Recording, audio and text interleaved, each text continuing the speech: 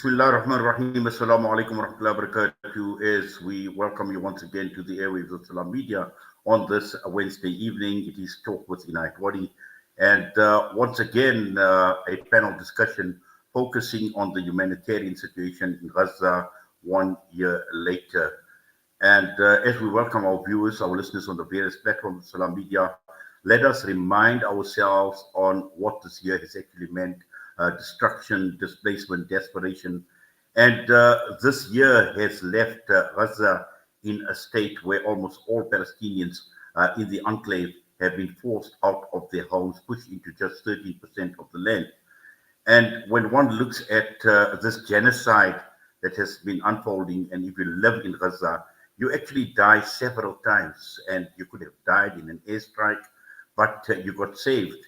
And just having people, your loved ones, families being wiped out is a death on its own.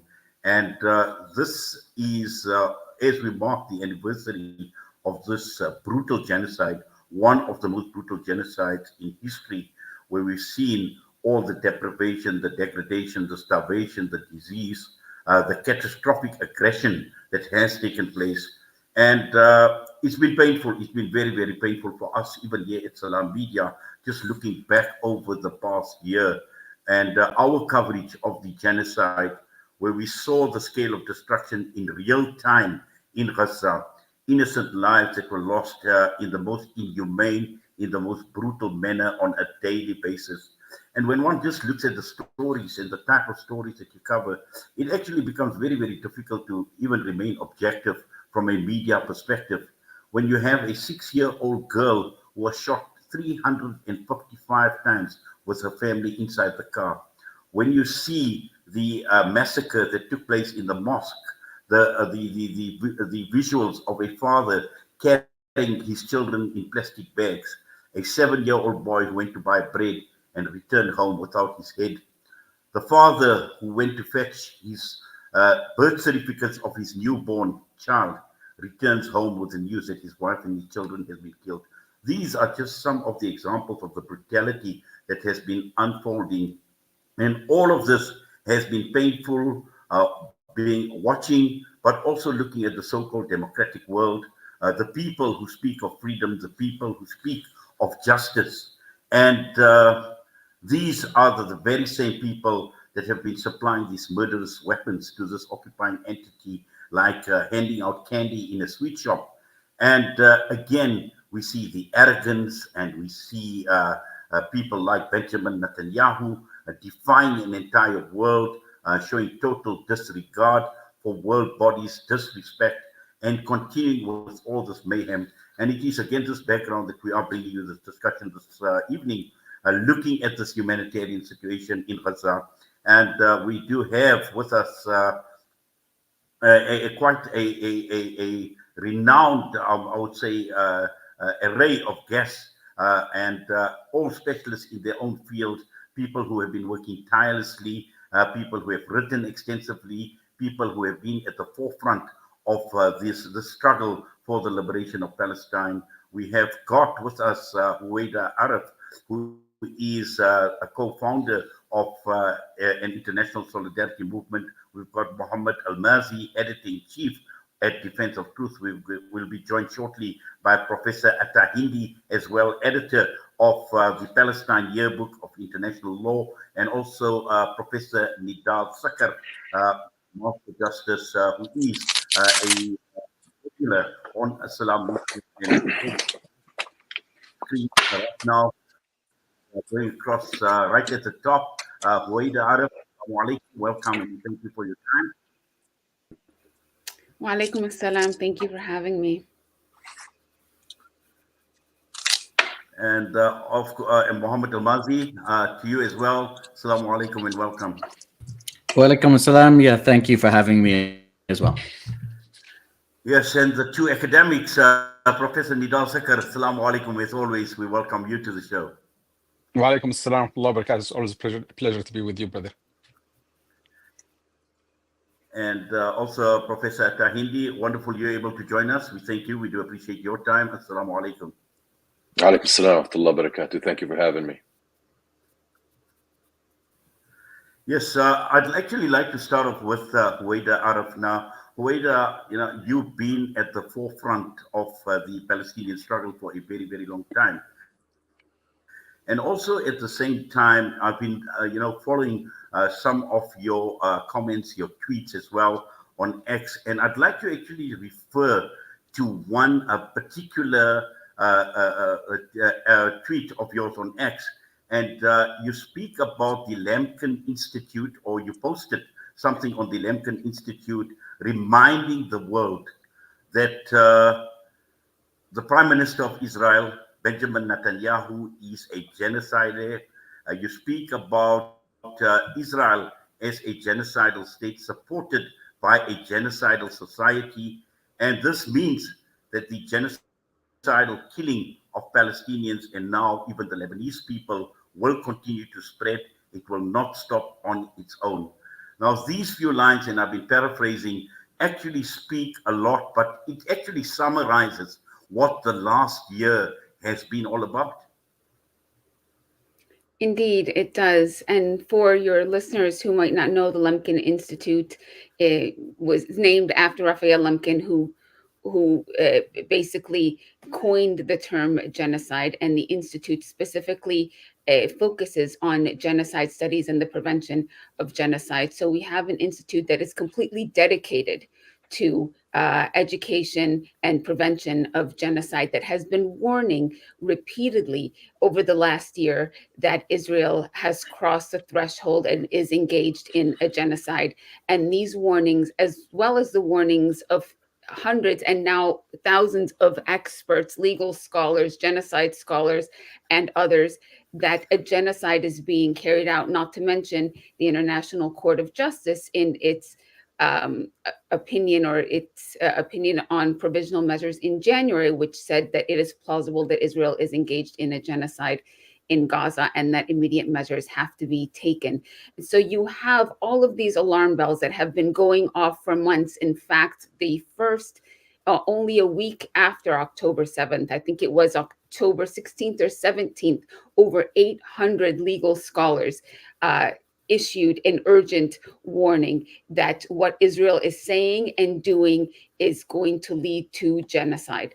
And all of this has been ignored, and the international community has continued to support Israel. First and foremost, of course, the country which I'm speaking to you from, the United States, not only in its words and its diplomatic support, but certainly in its continuing to send weapons to make sure that Israel does not run out of weapons to carry out its genocide, not only in Gaza, but as you mentioned, to expand to the region, dragging the region and maybe the world into war. This is an unfathomable and really unbelievable situation. I don't say that the world isn't doing anything, because we've seen the millions and millions of people around the world rising up, but it is those countries that you spoke of that like to claim a monopoly on representing humanity and democracy and freedom and human rights that have been at the forefront of ensuring that this genocide is able to take place and that it continues. And it is a sad commentary on where we are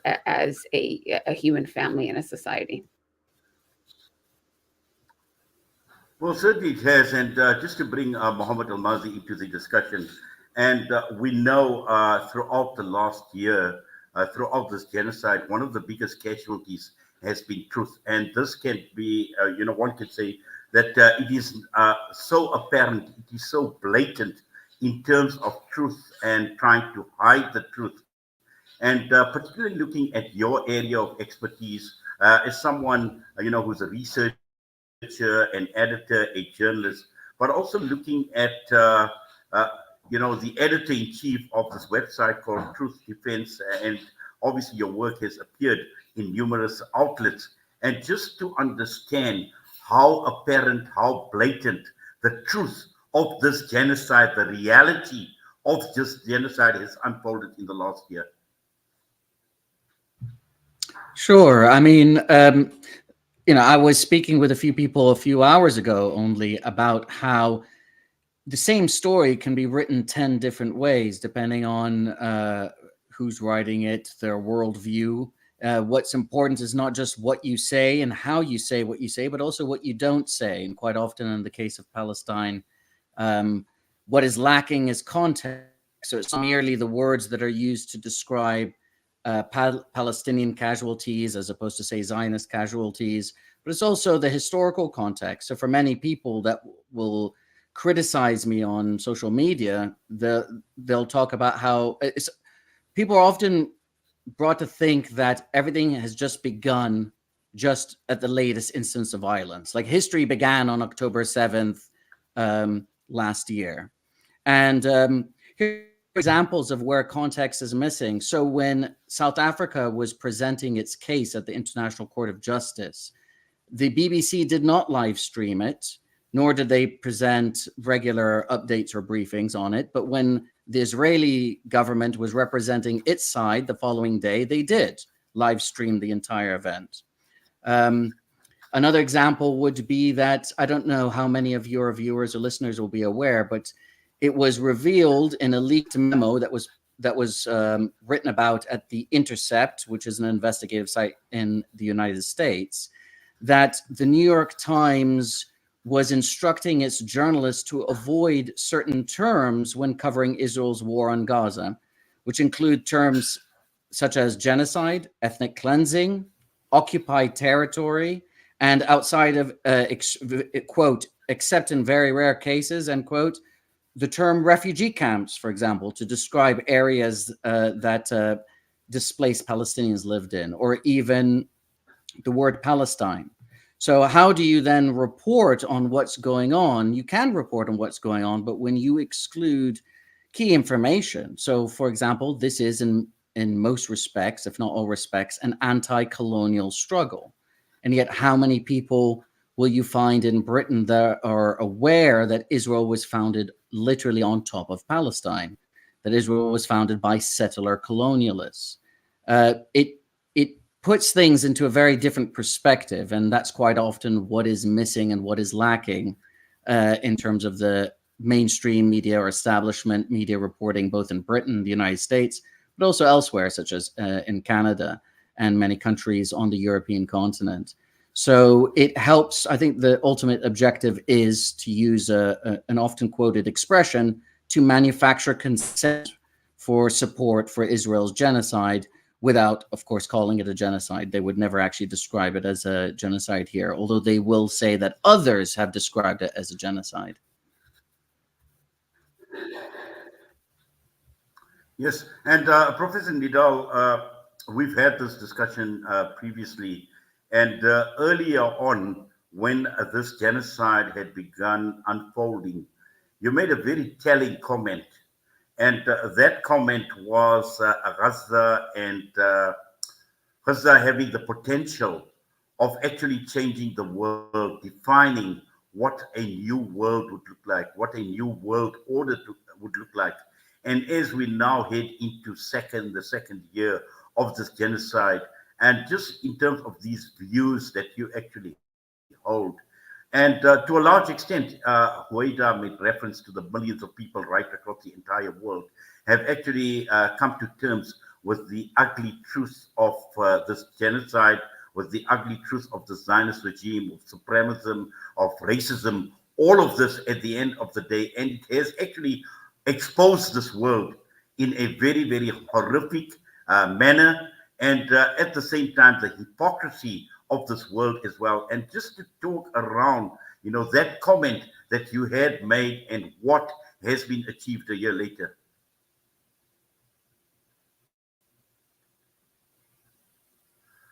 If you could unmute your mic, please, Prof.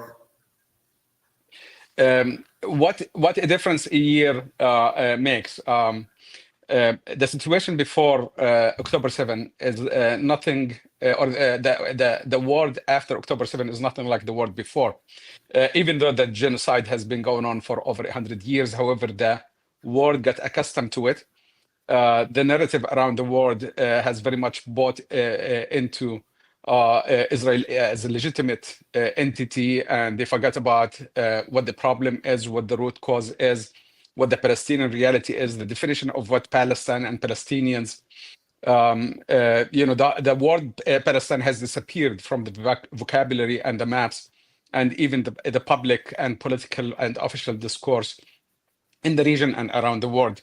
Gaza came with October 7 to change all that and to create no less than a revolution in the world on so many levels, on the level of the grassroots, of the public conscience, on the world realization that there is something called Palestine, the root causes of the problem, the harsh reality of occupation. Nobody around the world now can ignore what Palestine is. Nobody around the world does not understand what Palestinian suffering and 100 years of genocide in Palestine is. So this is a major, big accomplishment. There is no amount that you can place on it, how much resources or money in the world that can ever create the difference that, alhamdulillah, we have seen in 1 year. So that's on one level. On the other level is, we know that all the countries who are siding with Israel, what I call the axis of evil, these are all genocidal countries. These are all countries that have a very bloody history, and they lack actually legitimacy from the foundation. The US is a genocidal nation that was based upon ethnic cleansing of the natives. We know the story. But even if you look at the European supporters of so-called Israel, they all have like a bloody terrorist history, and all of this credibility or legitimacy or morality, ethical standing that they ever claimed, it all just came down in just one day on October 7th. I mentioned before that Gaza is not only creating a revolution, Gaza is actually reshaping the new world after October 7th. We saw how Gaza, and actually I use the word, the Sinwar is actually the one who's calling the shots on who's going to be the president or who's going to be leading those governments of the axis of evil. We saw how they impacted the elections in France. We saw how they impact the elections in UK. And definitely it's Sinwar and Abu Ubaida that are going to be calling the shots on who's going to be the US president in about 3 weeks or 4 weeks or more. There is something that I think is going to be coming to, like, people are going to start to realize very soon. So-called Israel, which I never recognize Israel, I never consider Israel a state. Israel is not a state. By political science, by legal, by even UN, a country to be considered a state, legitimate state, has to have three characters, and Israel does not meet any of them. In 1947, Israel rejected a UN proposal for what would have been the borders of Israel. So Israel does not have defined borders, which is the first condition to be a state. Israel lacks a constitution, like a written constitution. That's the other condition that Israel doesn't meet. And Israel does not have homogeneous population. That's why they try to call it Jewish state and create so called the Jewish identity to define the population of Israel. So in many ways, what October 7th, that it exposed to us that Israel is not a state to start with. It is a criminal genocidal organization supported by criminal genocidal quote-unquote nations or so-called countries and so forth. And this is really going very deep in the conscious of the world, in the conscious of humans all over the world. If you go to any country around the world right now and you try to create some sort of survey of the public opinion in those countries, you're going to find, like, alhamdulillah, I mean, Israel today is probably the most despised entity in the world. And there's almost like unanimous consensus around the world reflected by the voting in the General Assembly and so forth in favor of the state of Palestine and so forth. So today, at least, we're getting recognition of state of Palestine in terms of the political terms. But I think very soon that state of Palestine is going to be in the world conscious as the entire Palestine from the river to the sea. Yes, and to bring Professor Atta into the discussion. Professor Atta, now you spent a large part of your life or your career working on international law, looking at human rights, particularly looking at the Middle East, looking at North Africa. So you understand the dynamics from an international law perspective very, very well. But what the last year has also exposed is the failure of the world to understand, to truly understand or to grasp what international law is all about.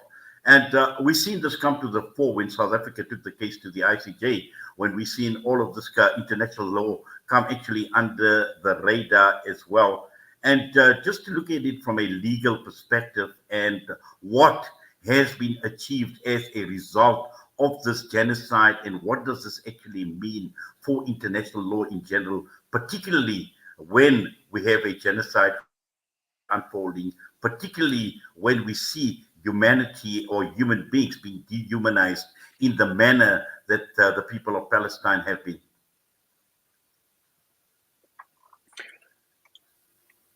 Thank you again for having me. I mean, some of the other speakers have already kind of somewhat answered that question, and I think at the very least, like from the civil society perspective, as far as Palestine is concerned, international law, I think we understand that international law is not going to emancipate us. International law is but a tool of many other tools, including popular resistance and other types of tools that might be available, that in some way will contribute to achieving justice and accountability for Palestine and the Palestinian people. So we work within international law, understanding that it's somewhat of a paradox in the sense that international law is born of colonialism and imperialism, but also that vice versa as well, is that it was kind of a circular effect, and that it gave rise to colonialism and imperialism at the same time. And the way it works in the international plane is not necessarily going to be beneficial. Any one of us can have a discussion on international law with respect to Palestine, and it's generally an easy debate in terms of the rules and how they should be interpreted or applied. And eventually what we'll see is just arguments that basically fall along the lines of hypocrisy and double standards. I mean, that's the way it is, and that's the way it is, as some of the other speakers have rightfully mentioned, in terms of the way certain states, and particularly in the West, approach issues of international law. And it's not only because, it's not really because there's really a problem with the rules, but it's a problem of how we view one another and the demonization of the Palestinian people, and the extension of, in many ways, American policy within the region, which has been going on. We have to look at this in the context of what's been going on in the Arab world for the past several decades. If we look at Iraq, if we look at Libya, if we look at everything, justice and accountability issues aside, in terms of the politics. If these efforts to go to international mechanisms, we go to them not necessarily with the guarantee that it's going to do something for us, but it's a process, right? South Africa was also a process in that sense, and many other states were also a process in that sense. But we liken ourselves in many ways to South Africa. For the ICJ in the genocide case and the provisional measures, the court finds itself in a very difficult situation, is that they have a history with certain states, and they also understand that if the court makes certain legal determinations, which it should, or as much is clear, not to say that the provisional measures were great in many senses in terms of what Israel was supposed to do, but it didn't maybe go far enough. And as my colleague Rabia Akhbaria has said, and I'm going to paraphrase, is that we'll talk about the genocide after the blood or the ink has run dry, right? But for now, in order to ensure, I guess, the legitimacy of that court, and these are binding opinions that states have to agree to, it seems somewhat that the court is at least slightly more conservative. Recognizes, of course, that there is a plausible case of genocide.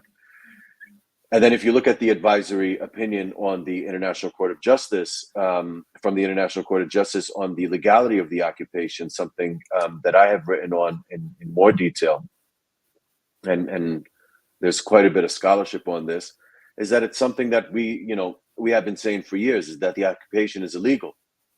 It's always been illegal because of its denial or its violation of certain top rules of international law, peremptory norms of international law, denial of the right to self-determination, annexation, and others, racial discrimination, apartheid. And in many ways, it was almost taboo, like you couldn't talk about these issues, even though there was a legal basis to do so. And this is kind of what goes back to the issues of censorship and all that stuff, is that a lot of individuals don't want to talk about it, even if you have what is a very valid legal argument. And many of us, in my field have experienced that. But at the very least, the court there, knowing it's that they have a little bit more room to speak to what the law actually is, said that the occupation is illegal and called for Israel to withdraw its military and civilian presence. Is that going to happen overnight? No, but I think it certainly gets us in the right direction, is that the law is starting to shape itself, and particularly as global power shifts back to the global south, Africa, Asia, we'll start seeing that that freedom is near. When is that going to happen? I can't predict, but I think it's close. Thank you for that, Prof. And let's go back to Huwaida. Huwaida, what Professor Atta is talking about in the world shaping itself, and for someone like yourself, who's been a human rights attorney, you've been an activist, you've been the co-founder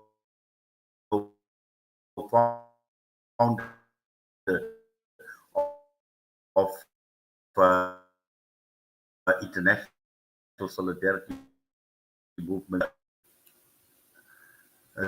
Just to understand from your perspective, looking at it purely from a human rights perspective, Huwaida, looking at the international solidarity, particularly for the people of Palestine, and I know you are of Palestinian descent as well, what does it actually mean to you personally, and also to the people of Palestine, where this obviously has now woken up the world? Yes, Huwaida, sorry, yes, are we there? I think we just lost a bit of contact. Yes, you were cutting out. Unfortunately, I didn't hear everything of what you said, but I think I got the gist of it.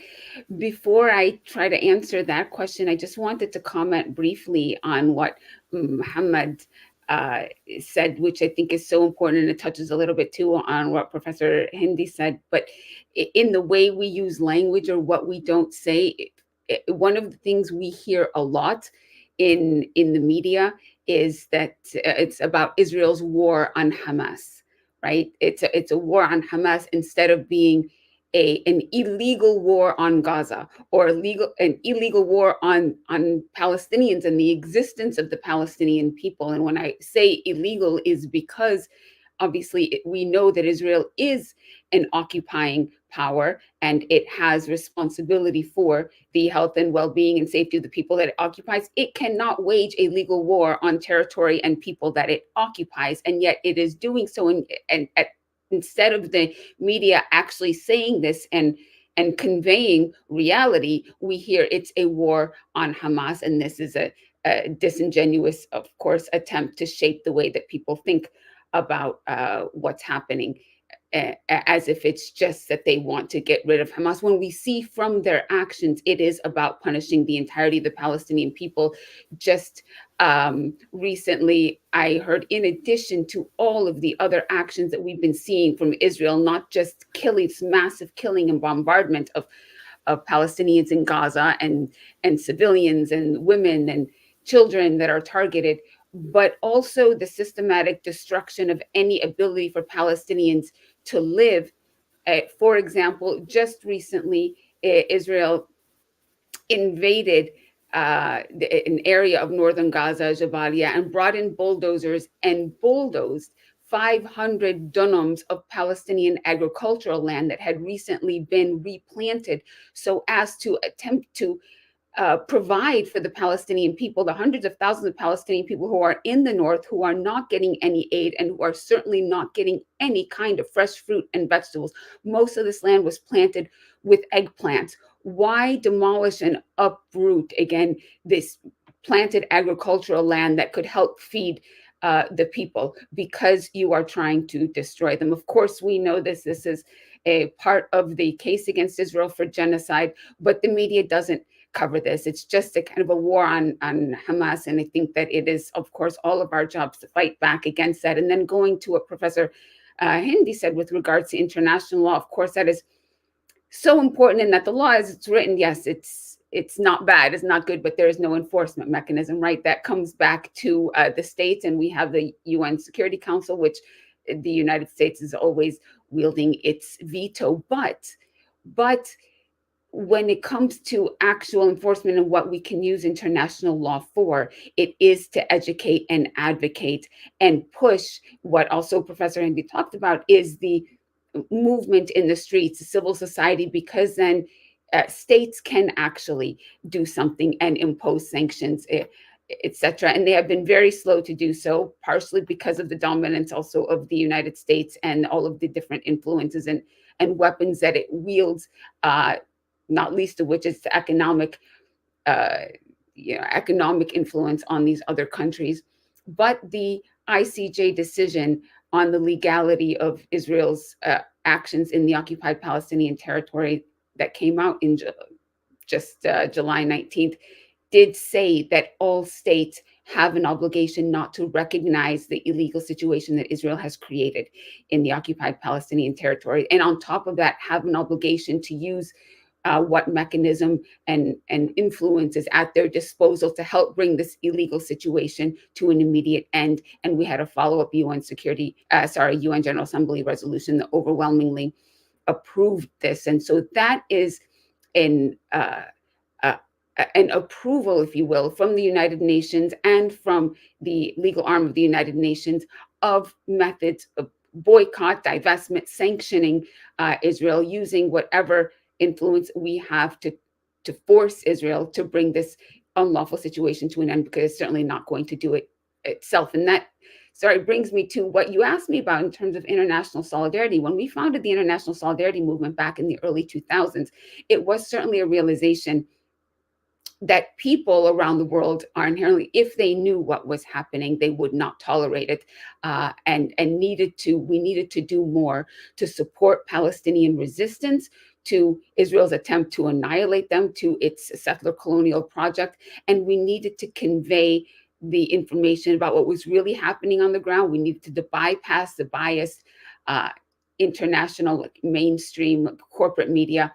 And so we launched a call for civilians from all over the world to come to the occupied Palestinian territories, to stand with Palestinians, to march with them, to engage in various forms of popular resistance, and then to go back to their home countries and tell other people. Of course, this was before, the days of mass social media. And so we wanted to create an alternative media that was people to people.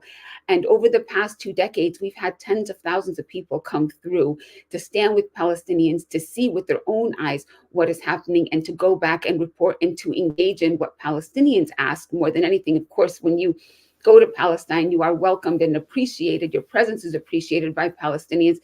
But then what is said is, please go back to your country and tell people what is happening here. Just tell people what you saw here and try to change the policies of your own government, of course, recognizing that Israel would not be able to do what it's doing without the support of mainly Western governments, and certainly the silence and complicity of also non-Western governments. And so we have been doing that in the international solidarity movement, in terms of an active presence in the occupied Palestinian territory, continues today.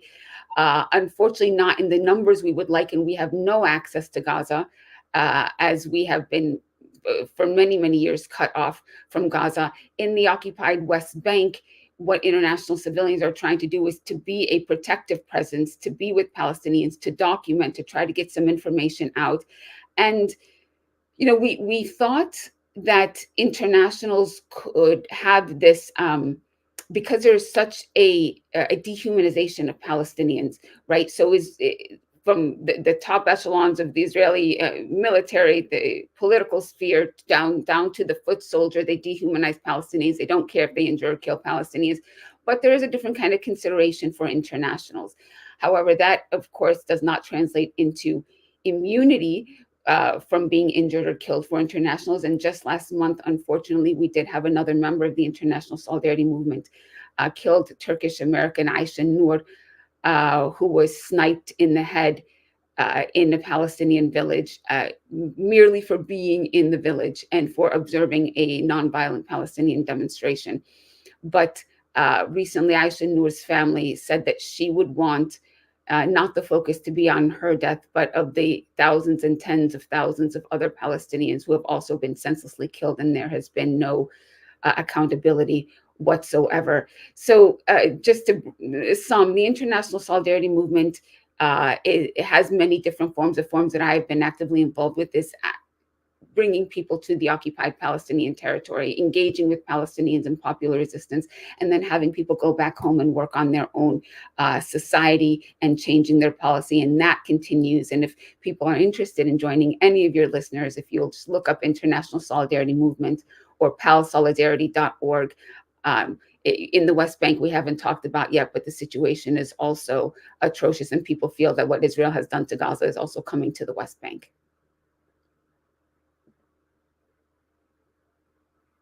Yes, just on the question of solidarity, I'm actually going to come to Professor Nidal on the question of international solidarity. But before that, just to get to Mohamed once again. And Mohamed, as Huwaida speaks about media, and he speaks about mainstream media, he speaks about corporate media. And we've seen the media coverage of this genocide throughout the West has actually highlighted not only the deep biases in favor of the oppressor and the aggressor, but Palestinian dehumanization has been a very key, it's been a clear tactic that has been deployed. And we see this through many avenues. We know that a large part of this genocide is focused on the military aspect of this genocide, but also taking a look at the media, mainstream media, corporate media, and their role in this genocide. We're familiar with the term manufacturing consent. We're also familiar with the manipulation of public opinion through propaganda to sway emotions, to evoke emotions. Now, all of this has actually come to the fore, and it has actually exposed the media in the most horrific manner in the last year, purely in terms of their coverage and their biases, Mohammed. Yes, that's correct. Actually, before I get on to that, let me just address one point about that was made that I agree with, that international law, or the law generally, while very important and can assist, whether it's activists or even countries seeking to engage in BDS, or whether it's people bringing legal claims within their own countries to get their governments to divest. The rulings, for example, by the International Court of Justice are quite important, but they are limited to the extent that the law is a tool. Ultimately, what matters in society, both within societies and between them, is power. So it doesn't really matter. I mean, it matters on a moral and ethical level, but it doesn't really matter if something violates international law if there's no enforcement mechanism, if those who hold power are the ones who are engaging in the violations. So when it comes to the media question that you raised, yes, I mean, we see there have been many instances here in Britain, for example, where major issues have I think, awoken people or even radicalized people to become much more critical of, shall we say, the establishment press or the mainstream media, the legacy media, however you would like to describe it. These would include the invasion of Iraq, the election of Jeremy Corbyn as leader of the opposition Labour Party, and how he and his supporters were smeared as being anti-Semitic for their criticisms or critiques either of Israel or of Zionism or of the Zionist or pro-Israel lobby here in Britain. And then, different eras of Israeli intensification of its bombardments of Gaza and also of Lebanon over the last 20 plus years, with this being the most recent example. One news outlet that has done exceptionally well in terms of covering and dissecting mainstream media reporting of the of everything that's happened since 7th of October, 6th, 7th of October and onwards has been the Electronic Intifada, with whom I've also published a bit.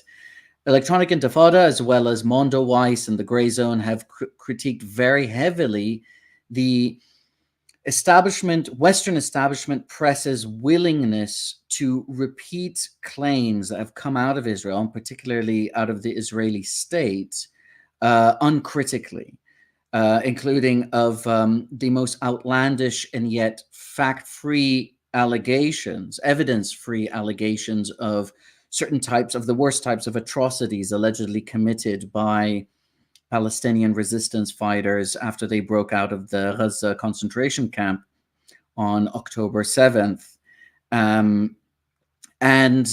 These include, the allegation that there were 40 beheaded babies for which there was no evidence, the allegation that the rape was used in a widespread and systematic manner, which remains unevidenced and yet is repeated to this day, including by the Democratic Party's presidential nominee, Kamala Harris, who's repeated the claim that she watched a documentary and saw such acts evidence, which is actually just straight up false.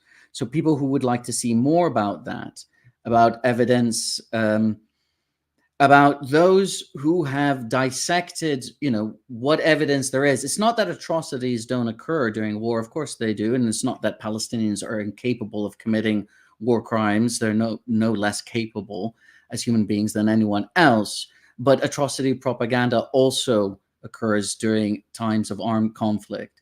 And what we've seen is that there has been a really reflexive regurgitation of Israeli Hasbara, as the state calls it, or propaganda points, talking points, which I think is quite clearly designed to provide the state of Israel a blank check to do whatever it wants, to engage in just mass bombardment and ethnic cleansing, both in the Gaza Strip, but also in the West Bank, as we've seen increasing violence there. So what people know and don't know and what they hear is very important in terms of not only rallying support for certain policies, but also squelching dissent to make it more difficult for people to come out against, or, more difficult for them out of fear, for them to come out against what is happening or what their government, say here in Britain, is supporting because of these allegations of horrific atrocities. And yet, ironically, there's plenty of actual evidence of sexual violence committed by members of the Israeli state, of the Israeli armed forces, in a systematic manner against Palestinian prisoners or hostages. Notice also the language that is used. Palestinians are never hostages. They're always prisoners or detainees, even though you have thousands upon thousands of Palestinian men, women, and children who are detained without charge or trial, oftentimes even for years. The Israeli state calls this administrative detention. They've done this for decades. They do this under a law that they use, but they're not tried, they're not charged, and yet they're not referred to as hostages. Quite often you hear or you see the passive voice used when Palestinians die. So Palestinians die, whereas Israelis are killed. I've even seen it even when a Lebanese journalist in southern Lebanon was killed by an Israeli airstrike, and other journalists there were injured, severely injured. And Reuters itself had a headline, something to the effect of journalist dies after missile attack from the direction of Israel, something like that. So there isn't even a cause and effect in terms of a missile blowing up people and killing them. It's they die. I mean, he could have died of old age, or died of a heart attack, and yet, if it were the other way around, you would definitely see statements such as Hezbollah rocket kills Israeli soldiers or Israeli civilians.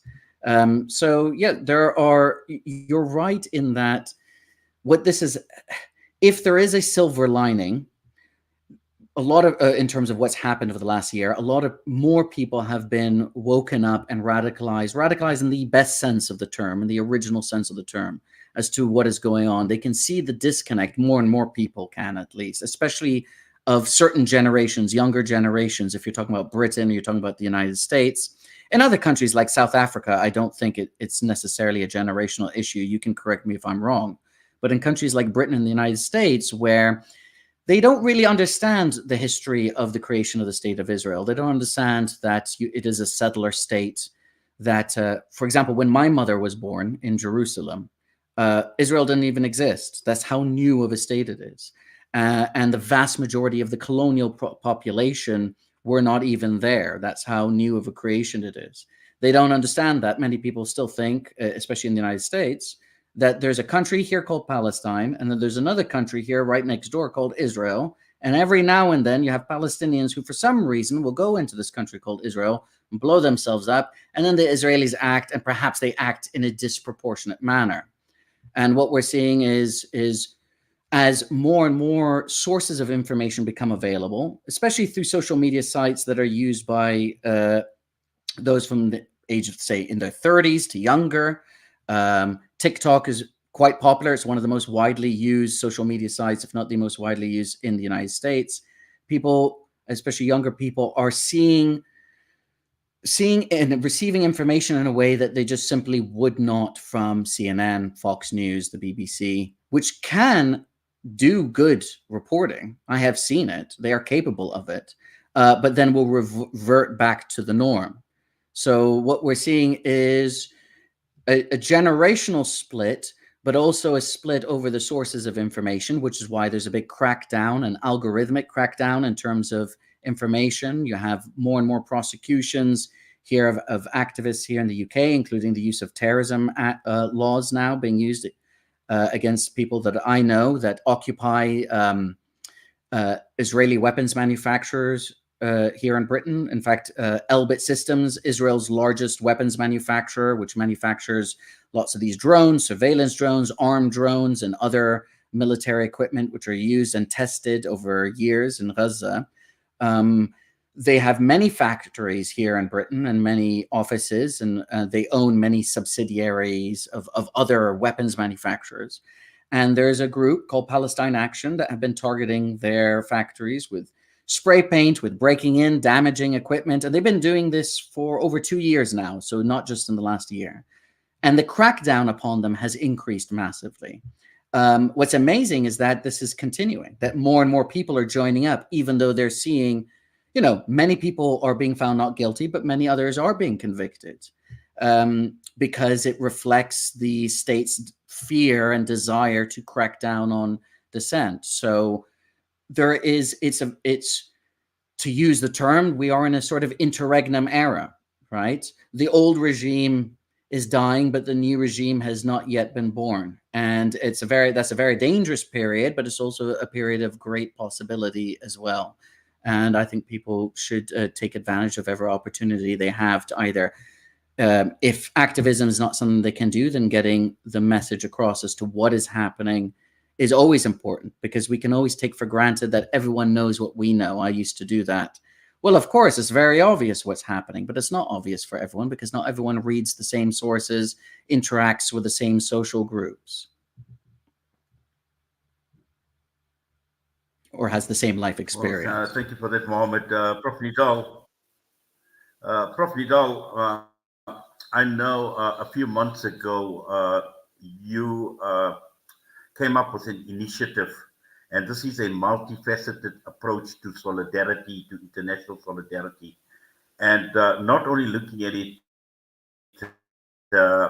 from the what is taking place in Gaza, but looking at international solidarity in more ways than one, looking at solidarity, from a human rights perspective, a media perspective, looking at a holistic view, for want of a better term, of international solidarity. And now, a year later, as we head into the second year already of this genocide, to an extent, that international solidarity has been achieved. But I am certain that a lot more still needs to be done. A lot more must be done.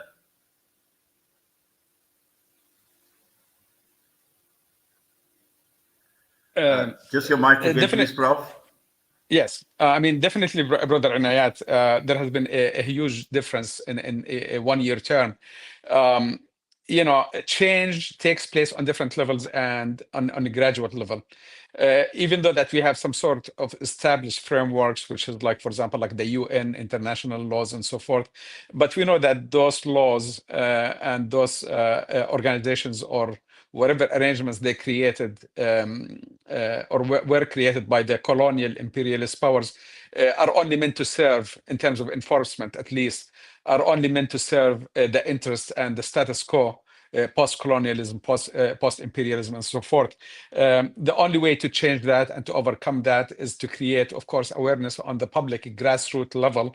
And you would hope that this change would pay in time as we have the younger generations grow into future leadership in their countries. We've seen a great difference in 1 year. And all the future prospects are all pointing towards a world that has no tolerance for genocidal, illegal entities and so forth. 20 or 30 years ago, when I was appearing on mainstream American medias, or outlets, I always use the term that we can never have peace anywhere around the world as long as we have such a thing called Israel. Israel, to me, is not just this criminal organization on the land of Palestine. Israel is an ideology, which is like Zionism, that actually shared by power structure all over the world. We have the lies that have been spread by U.S. officials and leadership and so forth. It's actually probably much more frequent than the Israelis themselves claiming on the crimes that have been committed in Palestine and false Israeli narrative of October 7th and so forth. So basically, we're seeing it change on different levels. ISM, by the way, is one of the really very effective networks, which I think it was deep-rooted in earlier stages of activism as well. But we've seen, the cause of Palestine right now is really becoming a grassroots mainstream cause for people around the world. The place where I live in the US is known to be one of the quote-unquote Trump country. Places where you have almost like overwhelming support for Trump and this, ignorant perspective on world affairs and so forth. But whenever I meet somebody and they ask me, where are you from? And I say, I'm from Gaza. You'll be shocked by the reaction. People, even though gung-ho on Trump and so forth, once they hear the word Gaza, you can see the sympathy, that comes to them, and how they always take very clear stand against Israeli crimes and so on and so forth. So, the impact that we see around the world today on the grassroots level, on the different levels of activism, on the all of the legal efforts and campaigns that are taking place, on the political engagement, on the civic institutions, and so forth, it's becoming almost like mainstream, and it's not limited to one place or one area. It's all over the world, actually. Unfortunately, it's mostly muted in quote-unquote Arab countries, especially like countries surrounding Palestine, which is an extension to Israel. As I said, that the liberation of Jerusalem will never be complete without the liberation of the Arab genocidal dictator capitals and so forth. But alhamdulillah, I mean, as far as the awareness, which is really the most important factor here, the awakening of the human conscience on every level around the world, you can never underestimate it. I don't think if you do a survey around the world right now to tolerating even Israel to exist in this world community, that Israel would pass. And the General Assembly voting on for Palestine is one of those levels. But I think right now what we see at the ICC, ICJ, and even on the streets of European capitals around the world and so forth, people are getting fed up with this. I don't see how in a year or two that the world community would even tolerate the word Israel to exist in the international vocabulary or even to exist in any way, shape, or form. And I'm still a firm believer that Israel is the test to humanity, which I think the humanity is passing. And I think time is going to come where Israel will have no place in the world or human community anywhere, inshallah.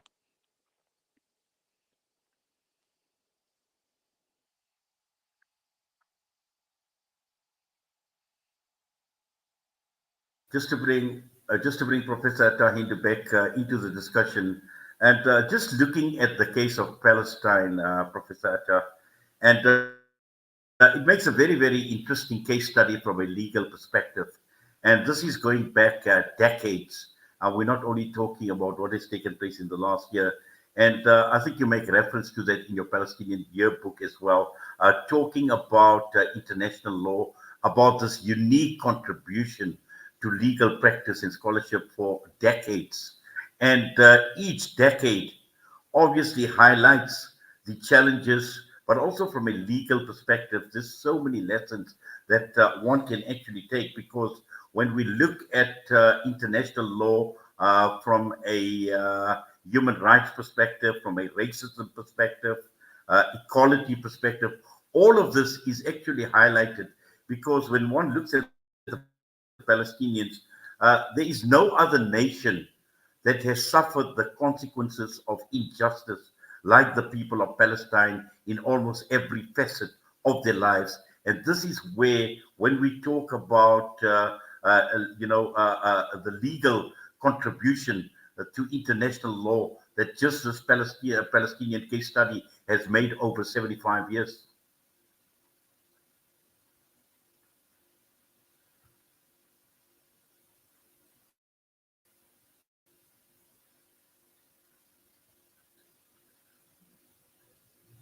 Professor Atta, if you could unmute your mic, please. Yes, sorry. I know we only have a couple of minutes left, so I'll try to be as brief as possible. I think one thing that we've certainly learned, especially you can take your time, Prof. If you have time, you... Okay. Sure, just cut me off whenever I'm going over. You can take your time, please. Thank you, sir. I think one thing that we've learned to appreciate is patience. That our freedom, our liberation is going to take time, and I think our ancestors knew this in even before 1947, when they saw all of this coming, and it requires us to think about what Palestine will look like for our children and our grandchildren and so forth. And it's tough, I think, for a lot of us to comprehend sometimes our helplessness in the face of all of this, and all of us are just trying to gather whatever skills that we have in order to find a way to give our children and our grandchildren and so forth something that we were not able to experience as Palestinians, both within and without Palestine. And it does reflect on. I think you were referencing my piece about the history of the Palestine Yearbook of International Law, and my argument there was, it wasn't really an argument. It was just that the themes are very reflective of our history and of the way that we look at how we're going to liberate Palestine. And it in many ways, when you look at, for example, the history of the PLO, what we see is that we looked at different tools, and sometimes we gave up on tools, and then we found new tools, and we went back to tools. When we talk about especially the areas that I'm particularly interested in, which is international law and popular resistance, and which kind of reflects all of us, I guess, to that extent. But there are, of course, many others, and it has to do with our proactive and our reactive ways of dealing with with the injustice that we have gone through from the British until the current, from the British status quo until the current Israeli status quo. One thing that I will say, though, is that that I need to reflect on is the way that we look at issues of speech. I think is really important. The way we look at information and communication is also really important. What I mean by that is that what we're seeing is that generally, as my esteemed colleagues have already mentioned, is that people understand Palestine. They know Palestine, and they know what it means in many. They know what it means to live the Palestinian experience, and they appreciate that.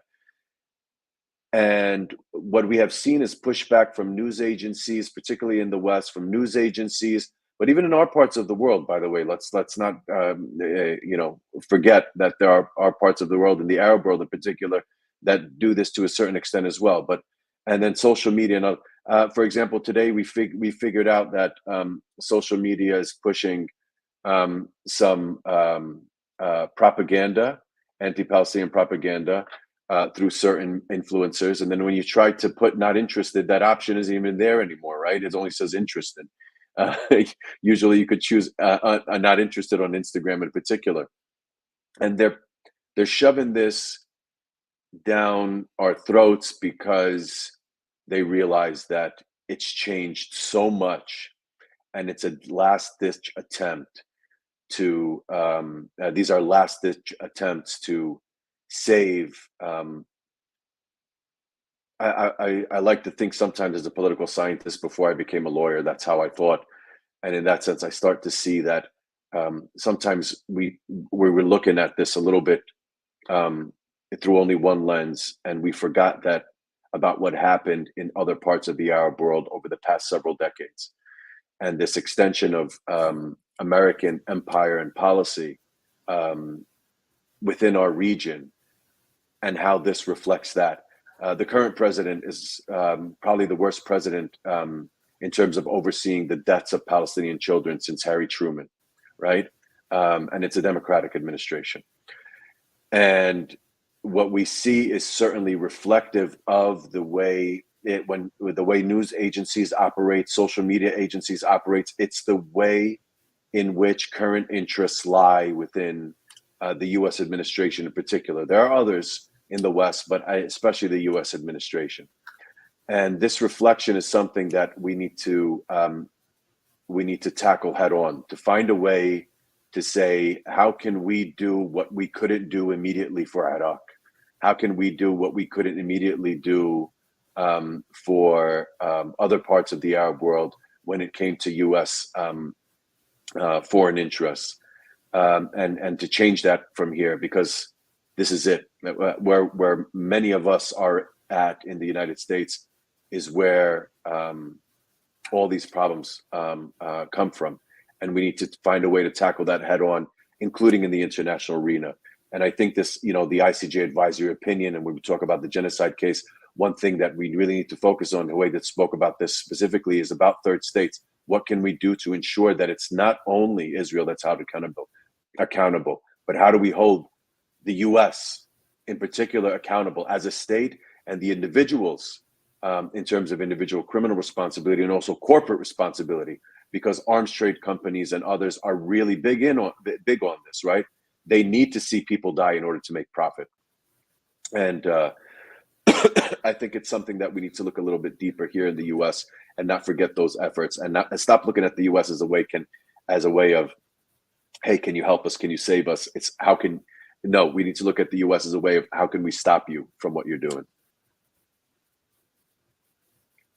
Excuse me. Thank you for that, Prof. Yes, in fact, there's just so much more we can unpack, but I know, obviously we've overrun with time, and my guests have got certain engagements as well. So, and we haven't even touched on the geopolitics of the global politics, especially with elections coming up, Palestine being a major issue in the build-up to many elections. We've seen even the South African election.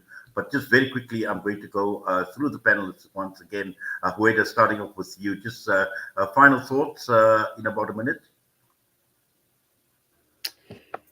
Gosh, it's hard. There's so much to say, but I just want to draw people's attention to the ever deteriorating situation in Gaza. I know a lot of attention has rightly been put on Lebanon and the expanding war in the region, but I think that Israel is using that to further punish the people of Gaza, not just with airstrikes, but in severely restricting the amount of aid that's getting in.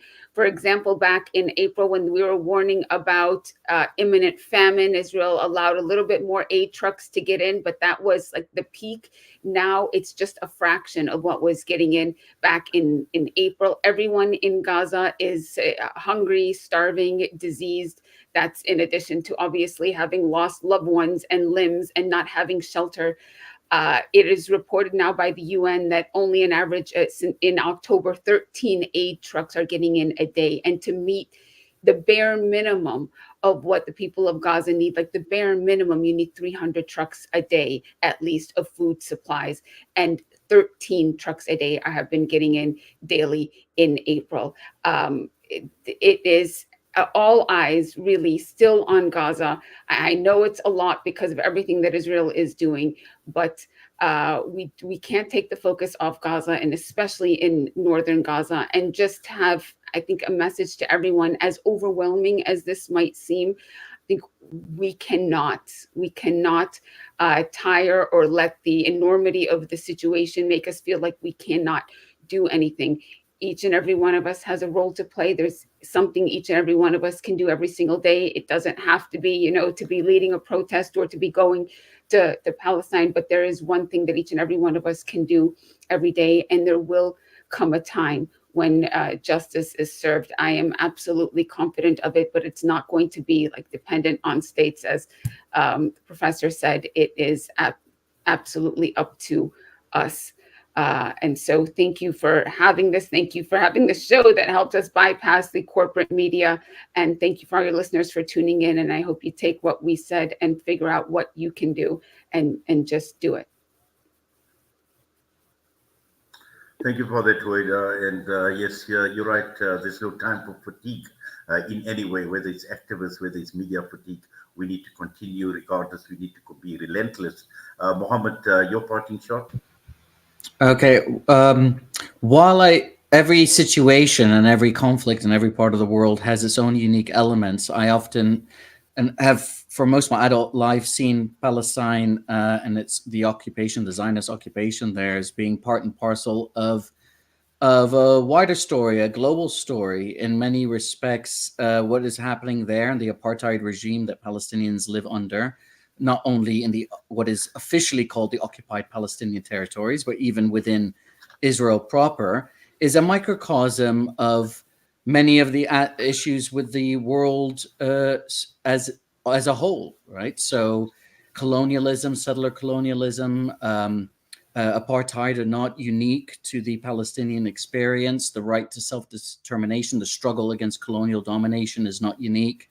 The weapons, the trade in terms of the arms trade with the state of Israel, there's also a massive arms trade that Western countries have with Saudi Arabia, which is carried on about a 7.5 year, genocidal, even if it doesn't classify legally as genocide, campaign against the people of Yemen. And indeed, some of the strongest support in terms of action comes from the population in Yemen, who know what it is to experience mass bombardments of schools, hospitals, water treatment facilities, medical clinics, etc., funded by the UAE and Saudi Arabia and executed by Britain and the United States, as well as, to a lesser extent, France.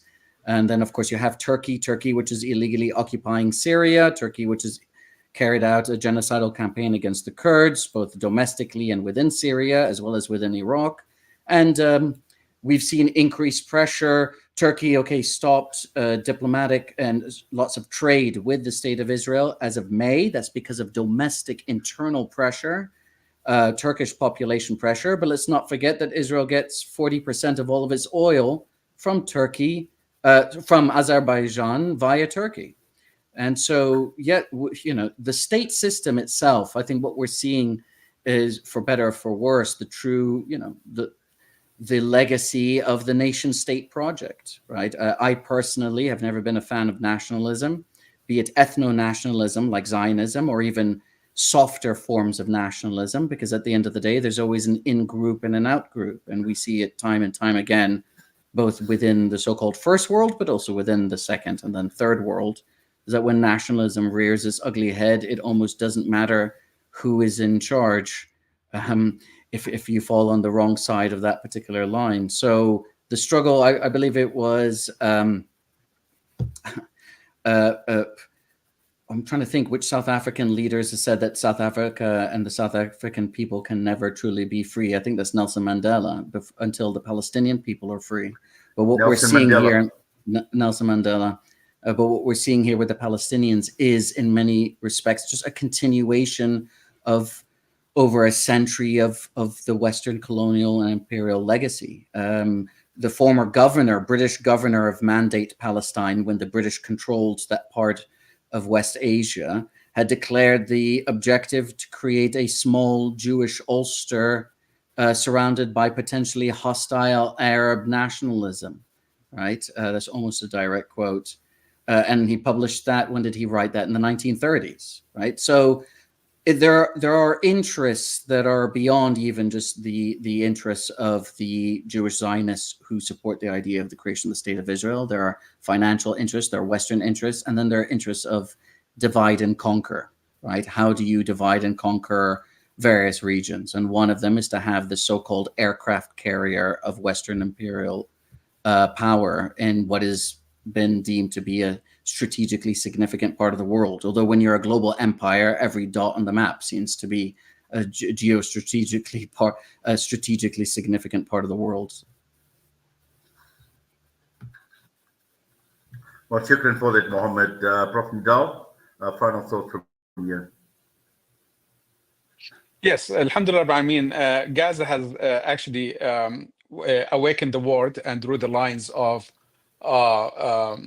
the axes around the world. We have the axis of genocide, which is, to me, it's the US actually is the main culprit and the main criminal in this. And Israel, just like, as I said, it's just an attack dog for the imperialist, colonialist project.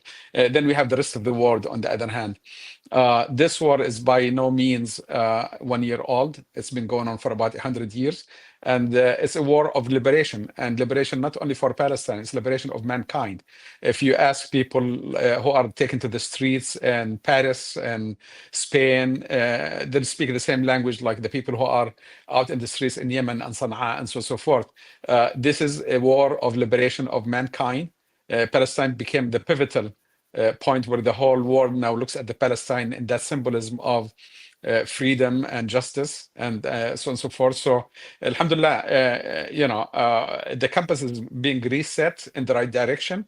It won't be much longer. I think, just like I said many times before, I'm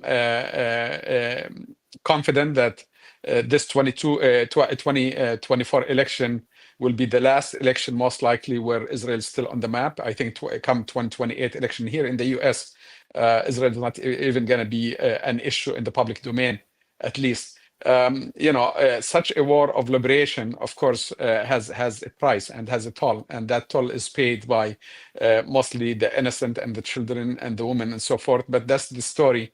It's always been around the world. Alhamdulillah, every single day, the Palestinians show us, what sacrifice, what heroism, and what being steadfast on your cause, and holding to your rights, holding to your humanity, holding to your home and to your land. And I think, people, they just see this, and it becomes like a household cause for almost everybody that we see around the world. the time is going to come where this institution of power, whether it's governments, whether it's media, whether it's whatever that the Zionist project is based on, whether it's big corporation and military industrial complex, is all going to crumble one day or another, and it's going to crumble, inshallah, soon. And those of us who are going to live like maybe like 3, 4, 5 years, inshallah, they will see a completely new world. If you really think of what happened in the last year and compare it to 100 years prior, there is probably like much more significant change in 1 year time than we've witnessed worldwide over 100 years prior. The military machine, we've seen it flexing its muscles on Iraq, on Afghanistan, and on other places. And what they come up with, I mean, just remember the day of the humiliation of America being kicked out of Afghanistan. Inshallah, we'll see this repeated in Palestine in much more, inshallah, significant terms and in much more powerful terms. And, a year ago, it was Gaza fighting alone. Today, we have, alhamdulillah, West Bank. We have the axis of resistance blowing one fatal blow after another to this genocidal world order. And inshallah, very soon that we're going to see those blows are becoming much more lethal, much more detrimental. And at some point, Israel is not going to have really anyone to stand by its side, because it's just suicidal cause. It's self-destructive. And, you support Israel, you're going to end up where Israel is going to end up, in the trash of history.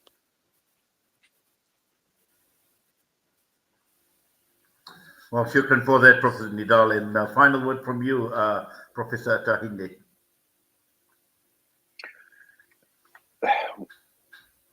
I think if there's one thing that I try to do in my work, my academic work, and whatever I do with civil society, speaking to others, is just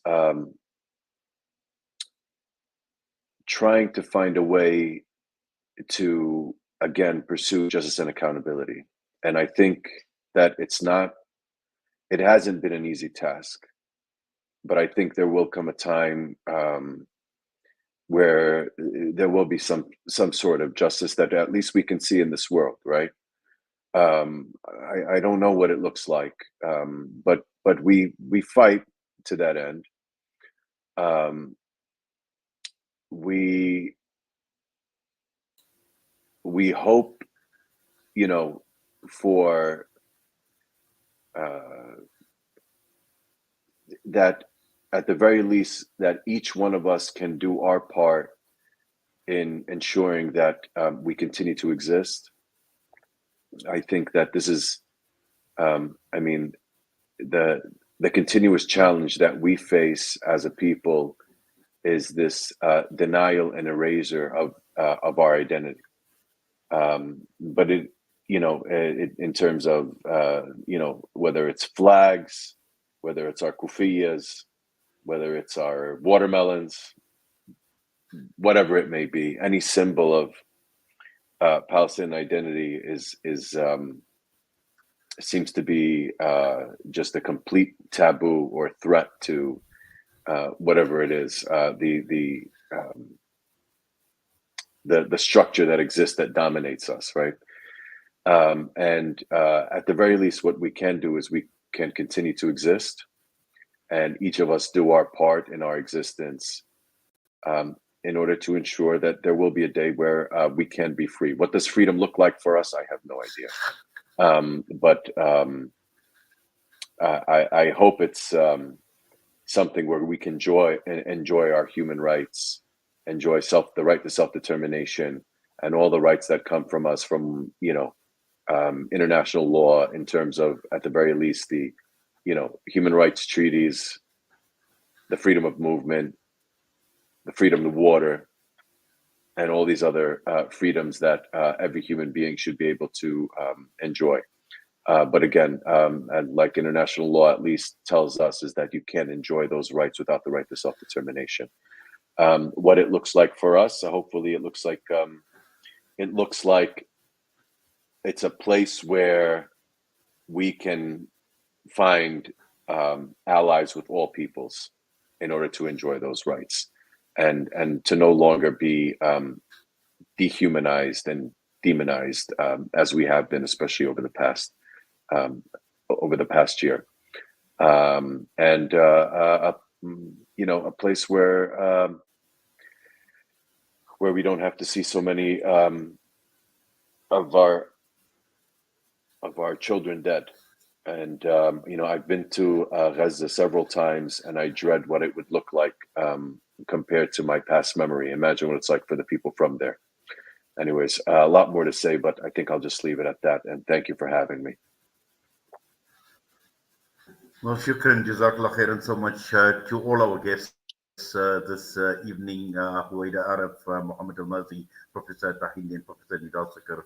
We thank you. We do appreciate you taking time out. And I'd like to echo the sentiments of our COO, Ponte Molasani, who's actually just sent a message saying a big thank you to all our guests. We are truly honored to have had the opportunity to hear from such distinguished voices, and we appreciate the time and effort you have dedicated in making this program a success and joining us right here on Salam Media, inshallah. Looking forward to future engagements. But to all of you, we thank you once again. Assalamu alaikum wa rahmatullahi wa barakatuh.